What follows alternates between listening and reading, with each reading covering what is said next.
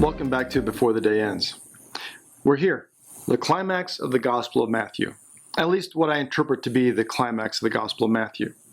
But before we get to the story today, let's kind of see how we got here and why this in fact might be the climax.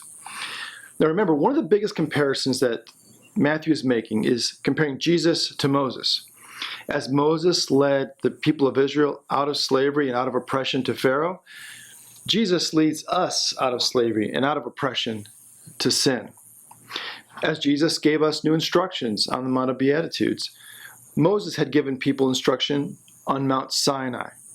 In fact, the entire book of Matthew is divided into 5 sections. Each section comprised of a narrative section and a discourse section, where Jesus does something and then teaches something. And each of those sections is a book, if you will. So there's 5 books in Matthew, as there are 5 books in the Torah. So again, we see these comparisons that Matthew is making between Jesus and Moses. Another big comparison that we want to highlight right now is how Matthew separates those who call Jesus Rabbi and those who call Jesus Lord. Those who call Jesus Rabbi are those who don't really believe in him. They might believe what he says, but not who he is. They don't follow him. Whereas those who call him Lord, they do follow him. They do pin their lives and their hope on Jesus. They have faith in him. So those who call him Lord are his followers. Those who call him Rabbi are not. And again, that's only in the Gospel of Matthew that we have this dichotomy, and we'll see that in today's story. A couple of things that we'll see being brought forward. If you remember, in the second book of Matthew, in the first half, chapters 8 and 9, Jesus does miracles as Moses performed works and wonders in Egypt. We call them the plagues. And in that section, the first 3 miracles Jesus does is 3 miracles about breaking boundaries. He cures a leper, which is breaking the boundary of uncleanness. He cures a woman, Peter's mother-in-law, which is a woman who had at that time been a second-class citizen. And he cures a Gentile servant who is an outsider, a Gentile. And by that miracle, by the way, he does it at a distance. He doesn't have to go up to the servant and touch him. He just simply speaks the word, and that servant is healed. That happens twice in the Gospel of Matthew. Chapter 8 with the centurion servant, and it happens in today's story. So we see another story being brought forward with a common theme. Now, another thing that we're going to see going on here is the idea of faithfulness. Right? In the centurion servant story in chapter 8, look what Jesus says about the faith of the Gentile outsider centurion. This is Matthew 8, verse 5. When Jesus heard him, he was amazed. Think about that. Jesus was amazed and said to those who followed him, "Truly I tell you, in no one in Israel have I found such faith. I tell you, many will come from east and west and will eat with Abraham and Isaac and Jacob in the kingdom of heaven, while their heirs of the kingdom will be thrown out into outer darkness. Will there be weeping and gnashing of teeth?" And to the centurion Jesus said, "Go, let it be done for you according to your faith." So what we have here again is this connection between, here's an outsider who becomes an insider, an outsider, a Gentile, who is an example for the Jewish folks who were the insiders. And that's kind of a big deal. Okay, now why is this a climax? Well, remember back to earlier in chapter 14, we saw Jesus feeding 5,000. And when he did, well, it was 5,000 men plus women and children. With all those people and all that food, he takes 5 loaves and 2 fish, turns it into a multitude, such that the people can all eat, they're all full, and only 12 baskets are left over. That's pretty accurate as far as a food count. Only 12 baskets full are left over, and we compare that number 12 to the 12 tribes of Israel, right? So Jesus is in Jewish territory, he feeds a Jewish population, and there are 12 baskets left over, coming from, by the way, 5 loaves, 2 fish, which is the number 7, or completeness. So Matthew's using numbers here to make a point. Now, let's skip past our story today. Just stick with me. Look at the story that follows today's climactic story. We'll be in chapter 15 for this, and be in verse 30 of chapter 15. It says, "Great crowds came to him, bringing with them the lame, the maimed, the blind, the mute, and many others. They put them at his feet, and he cured them, so that the crowd was amazed when they saw the mute speaking, the maimed whole, the lame walking, and the blind seeing. And they praised the God of Israel." I want you to notice something here. Everything that's listed here is listed twice. Like he's pointing out the fact that it's the blind, the mute, the lame, others. Jesus is doing the same thing he did back in chapters 8 and 9 in Jewish territory, but where is he now? He is in Gentile territory in chapter 15, the region of Tyre and Sidon. He is doing the same things he did for the Jewish population, for the Gentile population. Same miracles there being included and being healed as well. They're part of the family. Now, verse 32. "Then Jesus called his disciples and said, 'I have compassion for the crowd because they have been with me now for 3 days and have nothing to eat. And I do not want to send them away hungry, for they might faint on the way.' The disciples said to him, 'Where are we to get enough bread in the desert to feed so great a crowd?'" Now, had they forgotten what just happened? Well, no. Jesus asked them, "How many loaves have you?" And they said, 7, and a few small fish. So again, the same number is used, 7, in both stories. Then, ordering the crowd to sit down on the ground, he took the 7 loaves and the fish. After giving thanks, he broke them and gave them to the disciples. And the disciples gave them to the crowds. And by the way, before I go on, note the language here. If you look at the story of the Lord's Supper later in Matthew, the language is very similar. He took bread, broke it, and gave it to his disciples. So there's a connection looking forward to the Lord's Supper as well. And I think the people in Matthew's day would have recognized that as well. All right, going on with the story. "And all of them ate and were filled. And they took up the broken pieces left over, 7 baskets full. Those who had eaten were 4,000 men, beside women and children." So in both stories, we start with the number 7. In the first story, in Jewish territory, we end up with 12 baskets, like the 12 tribes of Israel.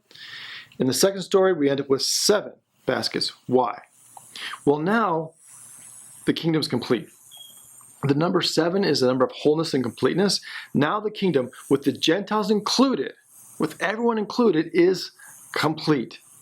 And so between the feeding of the 5,000 and the feeding of the 4,000, the 12 baskets, the 7 baskets, in the middle is what I'm going to call the climax of the Gospel of Matthew, because it's going to hit at one of the biggest problems we saw in the earliest church, and in some ways still see today. Who is included in the kingdom? Who is included in the midst of God's people? And to Jesus, it's going to be everyone. Everyone is included in God's grace. Okay, let's take a look now at the story that we're going to look at today. This is not a popular story. It's not one that you see used very often in churches. One of the reasons why is because Jesus doesn't look very good in it as you read it without really understanding what he's trying to do, and without reading it in the context of this climactic moment in Matthew, and the difficulty that the Christian community was having between being Jewish and Gentile, or both, which appears throughout Paul's writings, the book of Acts and Romans and 1st and Corinthians. So knowing that the inclusion of the Gentiles was a problem for the earliest Jewish Christians, we're going to see the story in a little bit different light. So again, it's not very popular, and we're going to see why here in a second. So let's take a look at the story. It's in Matthew chapter 15, beginning in verse 22. "Just then, a Canaanite woman," just remember that for a minute, underline that, "a Canaanite woman from the region came out and started shouting." Now remember, the region is a Gentile region. And she's shouting, "Have mercy on me, Lord, Son of David. My daughter is tormented by a demon." So here comes this outsider, this Gentile, this woman, right, which also goes back to chapter 8, this second-class citizen in a foreign area coming to Jesus looking for help. Now, what does she call him? She calls him Lord. And so one of the questions going to be asked is, here's someone who comes to Jesus, an outsider, and she's showing this tremendous amount of faith in Jesus. She calls him Lord. She believes he is who he says he is. What's he going to do with her? Verse 23. But he did not answer her at all. And his disciples came and urged him, saying, send her away, for she keeps shouting after us. So, what is Jesus' initial response? He ignores her, says nothing, which doesn't sound like Jesus, right? I mean, he just keeps on walking. She's there crying out for her daughter, pleading with him. She calls him Lord, and he just keeps on walking. The disciples pick up on this, which they would have expected from a Jewish rabbi. And they say, you know what? Just get rid of her. Like, just send her away. I mean, we know she's not worth helping. She's, a Gentile. Like, just tell her to get lost. Now, this is where the interpretation of this passage becomes very, very important. Verse 23, he answered, I was sent only to the lost sheep of the house of Israel. So again, is he talking to her, or is he talking to them? That's the big question here. See, remember, he is ignoring her. He isn't saying a word to her. Not at all. It says he's ignoring her. So I believe he's talking to them. I was sent only to the lost sheep of the house of Israel. I think he's confirming their prejudice. He's like, I get it.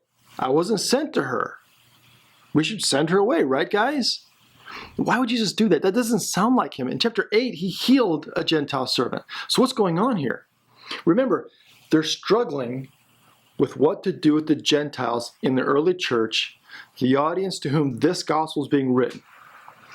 And one of the most difficult items of prejudice is you can't see it when it's right in front of your face. So he's going to invite them into the story, kind of confirm their prejudice, and kind of turn it around on them. Prophets did this all the time in the Old Testament, where they would lure someone in, get them to buy into a story, and then flip it on them. Remember the story of David when he committed adultery with Bathsheba. The prophet Nathan does that to David. He tells a story about a sheep, and a neighbor had taken a little sheep and sacrificed this little lamb. And David gets all mad, like, how can that guy do that and take this man's little lamb? And Nathan's like, you're the guy. That story's about you. And you got to show some people what they need to see sometimes. And that happens here. Jesus is a good fisherman. He goes out and he's going to set the hook. It's like when you go fishing, and you put the hook out there and the fish nibbles at it, but you wait till they really bite down on it. He's doing that with them. He's helping them to see their prejudice by playing along with their prejudices. So I believe in this verse 24 here, he's talking to them. I was sent only to the lost sheep of the house of Israel, and he's still ignoring her. Then she speaks. But she came and knelt before him, saying, Lord, help me. He answered, now to her, it is not fair to take the children's food and throw it to the dogs. Now, I've read a lot of commentary on this text. And it's amazing how many people want to autocorrect Jesus. They don't like that Jesus calls her a dog. So they'll say something like, well, what he meant was a cute little dog. Like, there's a little dog like Benji or Lassie. That's what he meant. I'm sorry, folks. If you call anybody a dog, it's not a good thing. If I call my wife a dog but tell her it's a cute dog, do you think it's going to matter anything? No. So they're kind of apologizing for Jesus for what he says here. But remember the point of this text. It's prophetic in the sense that he's acting as a prophet, luring the disciples into their own prejudice. So I can imagine them standing in the background. He goes to her and he calls her a dog. Like, I don't give food to the dogs. And they're like, oh, wow. You see this? You see what Jesus is doing here? This is awesome. Now, look at how she responds to being called a dog by Jesus. Verse 27. She said, yes, Lord. This is the third time she's called him Lord. Yet even the dogs eat the crumbs that fall from their master's table. You talk about faith. He insults her, ignores her, And still she's saying, Lord, I'm not leaving. I am not going anywhere. You want to call me a dog? Fine. But there's nowhere else to go but to you. That's faith. That's humility. I mean, I think a lot of folks have been like, I'm out of here. I'm leaving. Like, Jesus, you're going to insult me? I'm gone. You can't hurt my feelings, Jesus, and me stick around. Well, Jesus is trying to show something to the disciples. And he's actually using her faith, her humility, to be an example to them. Now, does that cause her pain? Well, maybe. I mean, I'm sure no one likes to be called a dog or to be ignored. None of us would like that. There are times when we feel maybe that God's ignoring us. But do you ever think that maybe our treatment is helping somebody else? That maybe God causes pain to one person to help someone else? He did with Jesus, right? Jesus' crucifixion caused a lot of pain for us. So here we have a story where now this woman, in her example, is being used to help someone else. In fact, there's something else going on here too as far as this interpretation. What kind of woman is she? Luke calls her Syrophoenician, a Gentile. What's Matthew call her? Go back and take a look. He calls her a Canaanite. There's a problem with that, folks. There were no Canaanites in the first century. The Canaanites were the ones that fought against, guess who? Moses, when they left Egypt and were heading into the Promised Land. Those are the Canaanites. There have been no Canaanites around for centuries. So the use of calling her a Canaanite is this kind of anachronistic term. He's like, here comes this woman, a Canaanite. Like, she's like our enemy. She is like the worst of the worst. She's not only Gentile, she's Canaanite.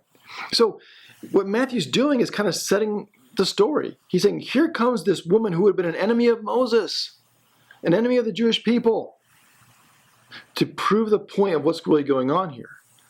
That the disciples are being set up by this woman's faith and humility so they can see their own prejudice.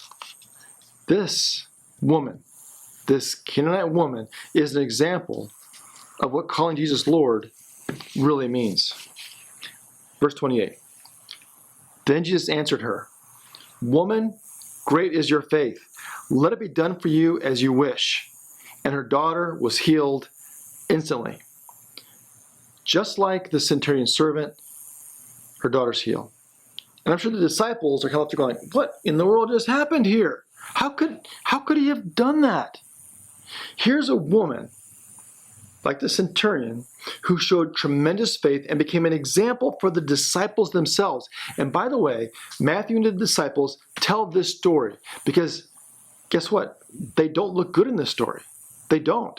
But they tell it because it taught them something and teaches us something as well, that everyone is included.